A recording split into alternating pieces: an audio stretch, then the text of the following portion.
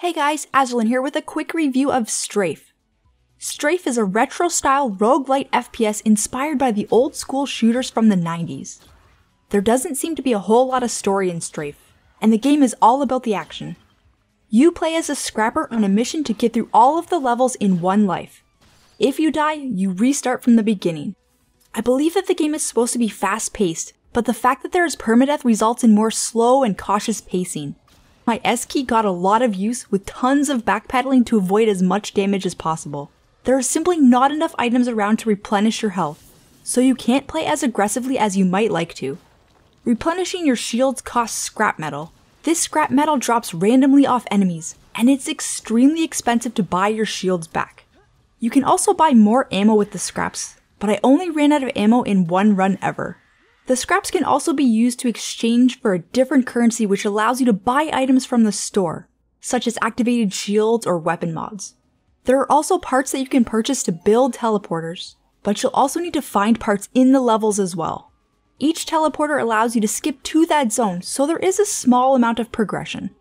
You can expect to die lots in STRAFE.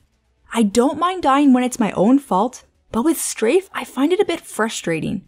The game likes to find cheesy ways to make you take damage, and with health and shields being so scarce to find, it really got on my nerves at times. For example, clearing a room and then moving forward, only to have walls open up and enemies sneak up behind you, or having to take an elevator down to another floor, but enemies are just waiting there to swarm you. Sometimes the damage feels inevitable and unavoidable, and kills you in cheap ways. Splash damage from your own weapons is quite substantial, but it can be avoided by firing from far enough away. With some areas of the levels being very close quarters, I just avoided using explosives altogether. The weapon selection is good and there are plenty of other weapons to find and use, but the only downside is that they have extremely limited ammo, and you can't craft more ammo for these special weapons. So I wound up using the starter weapon for the majority of all of my attempts. Another issue that I had with STRAFE is that there are too many narrow corridors, where there is very little space to actually strafe. It can be a real bitch trying to avoid incoming projectiles in these narrow corridors. The AI pathing also needs improvement. There were several times where I would see enemies running into walls on a lower level trying to get up, or just getting caught on parts of the terrain.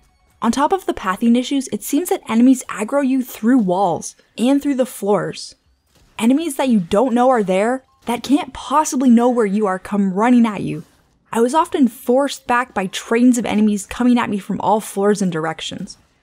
Performance-wise, I maintained 60 frames per second for the most part, but there were several hiccups when moving from one level to the next, presumably while loading. The pixel-style graphics look decent, and the game succeeds at giving off that old-school shooter appearance. The blood splatter and gore are awesome, and I really like the aesthetic. As far as the audio goes, the music is the best part. The sound effects are a bit inconsistent and could use some tweaking. Sometimes the enemies seem like they're completely silent and they sneak up behind you, while most of the times you can hear them just fine. The keyboard controls are fully customizable, but there's only partial controller support right now. I've played the game for about 6 hours so far, and the furthest that I made it was the start of level 7.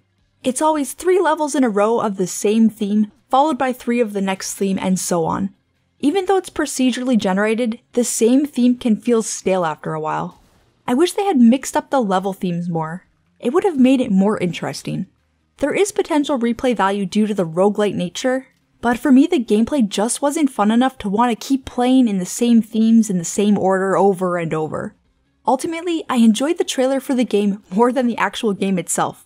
I'm not saying I hated the game by any means, but it certainly suffers from cheap tricks, lack of health and shield pickups, and poor AI pathing.